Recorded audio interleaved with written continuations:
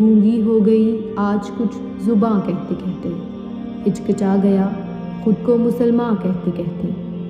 یہ سن کر چپ سادھ لی اقبال اس نے، یوں لگا جیسے وہ رک گیا مجھے ہواں کہتے کہتے۔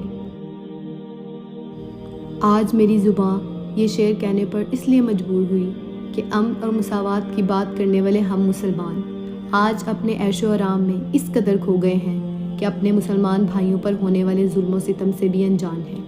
آئیے ایسی بہت سی داستانوں میں سے ایک پر نگاہ ڈالتے ہیں۔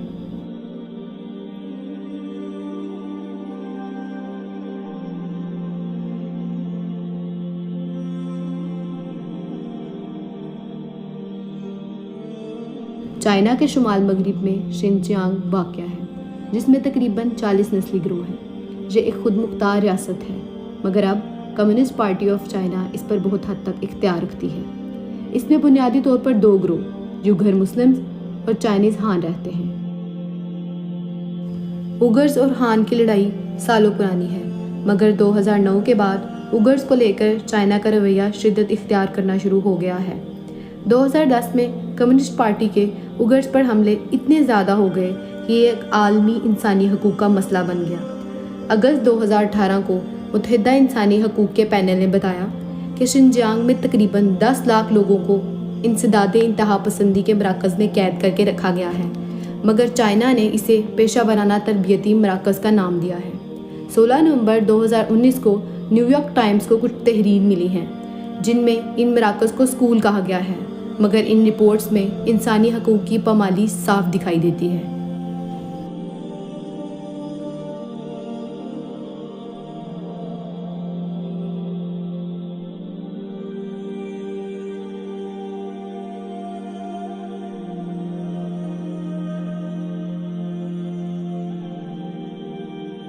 They forced us to take unknown pills and drink some kind of white liquid. The pill caused us to lose consciousness and reduce our cognition level. The white liquid caused loss of menstruation in some women and extreme bleeding in others, and even death. I also experienced torture in a tiger chair the second time I was detained. I was taken to a special room and placed in a high chair. Bands held my arms and the legs in place and tightened when they pressed a button. The guards put a helmet on my shaved head. Each time I was electrocuted. Each woman gets 2 minutes to go to the toilet. They tell you to be quick, quick, quick. If you're not quick enough, they shock you with an electric baton on the back of your head. It really hurt, and they did it a lot. وہ عوامل جن کی بنا پر China حکومت کسی بھی فرد کو گرفتار کرتی ہے: ایسا شخص جس نے داڑھی رکھی ہو، وہ عورت جو باحجاب ہو، اگر کسی کے پاس قرآن پاک موجود ہو، مسلمان نام رکھنے پر ان سب کو مذہبی انتہا پسندی اور دہشت گردی کا نام دے کر بے قصور مسلمانوں کو گرفتار کیا جاتا ہے اور پھر ان کو ظلم و جبر کا نشانہ بنایا جاتا ہے۔ اگر کوئی ان سب سے بھاگ نکلے تو اس کے رشتہ داروں کو پکڑ لیتے ہیں۔ BBC نیوز کے مطابق ان پر کڑی نظر رکھی جاتی ہے، ان کے موبائل فون کا سارا ڈیٹا ریکارڈ کیا جاتا ہے۔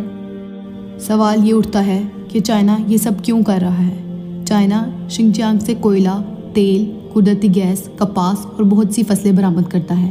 شنجیانگ سے ایشیا اور یورپ کی سرحدیں ملتی ہیں، جو کہ تجارت کا بہترین ذریعہ ہے۔ 6 اقتصادی راہداری بنانے والا چائنا کا منصوبہ، جو کہ اسے پوری دنیا سے ملائے گا اور اس کی معیشت میں اہم کردار ادا کرے گا، ان میں سے 3 شنجیانگ سے گزرتی ہیں، جس میں سی پیک کا نام قابل ذکر ہے۔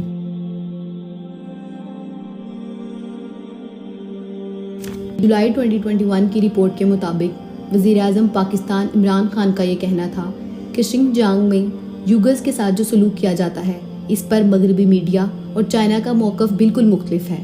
ہمارا چائنا کے ساتھ ایک گہرا دوستی کا تعلق ہے، اس لیے جو چائنا کا موقف ہے ہم اسے قبول کرتے ہیں۔